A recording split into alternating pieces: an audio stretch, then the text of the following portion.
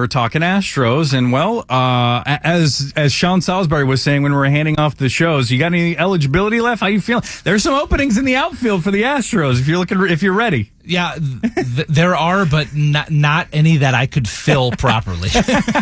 So what was your first reaction? First hearing about Kyle Tucker possibly being traded, there was the stories, I think it was Chandler Rome, Ken Rosenthal talking about it with the Cubs and the possible pieces, and then it happened. Was it at all a surprise to you that those conversations started and then heated up as quick as they did when the trade got made, or were you like, yeah, this is kind of something I saw coming? Well, I think by the time it's all said and done, and you can lay out all the mechanics of it and all the pieces that came back, it starts to make sense. But as it was happening in real time, it was one of those things where, as a former player, you see your team in a very short-term window. You don't see very much past this season. And there's no doubt that having Kyle Tucker on your team for this given season gives you a better chance to win.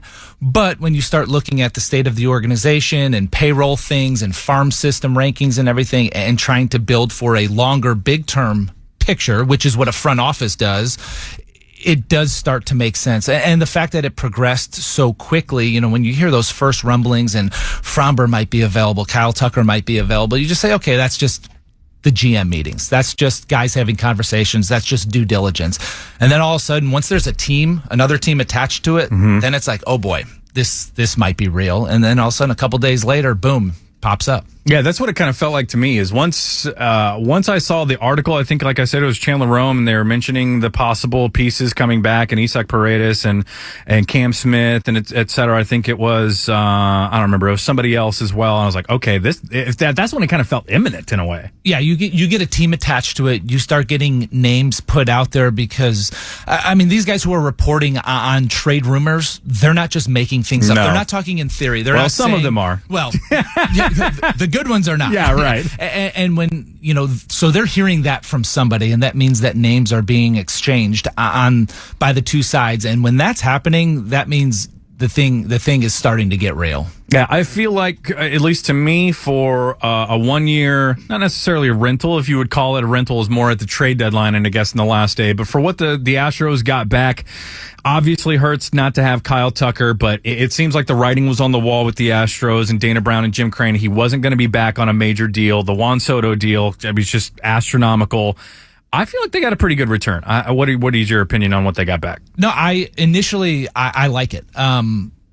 Time will tell, right? When you're talking about being on the prospect side of the trade, the only way to determine whether or not it was successful is when you're 3-4 years out. And really the Cam Smith piece of it is going to determine whether it is a good deal or a great deal. And Isaac Paredes is a guy that the Astros have liked. He was in, rumors to be attached to the Astros at the trade deadline last year. Hunter Wisniewski, he's got a good arm. He's got big time stuff, the kind of guy that profiles as somebody that, maybe the Astros can get the most out of. But the Cam Smith piece of it is going to determine if you got a future star and another building block type of player, or if you just kind of got something back instead of losing a guy in free agency. Yeah, that's the thing about Hayden Wisniewski coming back is we kind of feel like whatever pitcher the Astros sign, he could have like an ERA of 6 from the Colombian League, and we'd be like, yeah, maybe the Astros can turn this guy around. Maybe they see something like it's almost an Astros we trust, especially when it comes to pitching. They can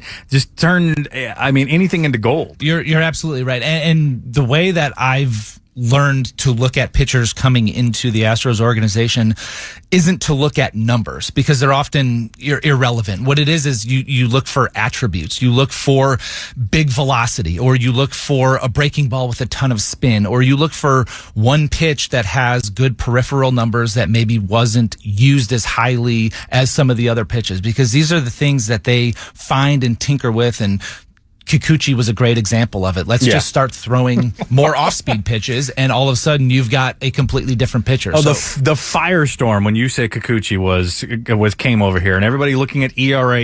I'm like, the last thing the Astros and their pitching people are looking at is ERA when a pitcher comes over. Yeah, as you mentioned. That was the perfect example. That was a guy who had underperformed his stuff. And the Astros get the most out of guys with good stuff. What do you think about Isaac Paredes?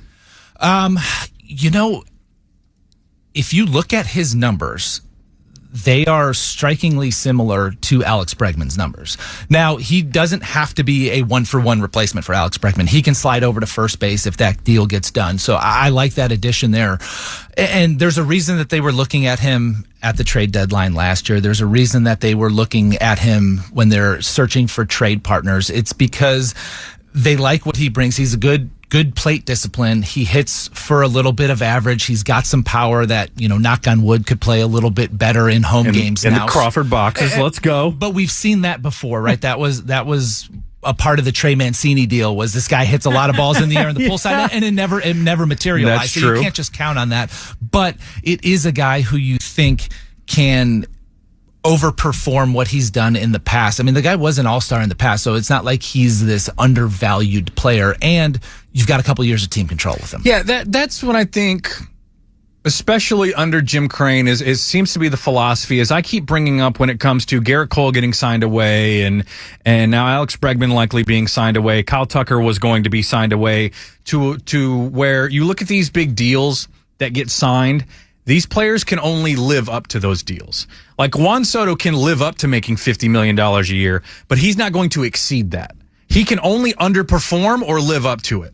And that's what I think the Astros and Jim Crane try to do is they kind of find people who will outperform their contracts, will outperform their value at the bottom line of the payroll. They're looking for excess value in anything they do. That's why they like young players who are still playing on the minimum. That's why they like to sign players to deals early in their career that are team Shout friendly. out Jordan. Yep. $26 million, I think, the last 3 years of his deal or something like that. Look at that contract compared to some of these free agent contracts that are out there. But like you said, when you're paying the top of the market, best case scenario is you get a fair deal. There's not going to be any excess. And if you want to put together a full team that is able to compete year in, year out and have the depth that you need to do that, you can't be paying a ton of players at the top of the market unless you just want to blow through and have a $300, $400, $500 million payroll. Well, which it seems like Jim Crane does not want to do.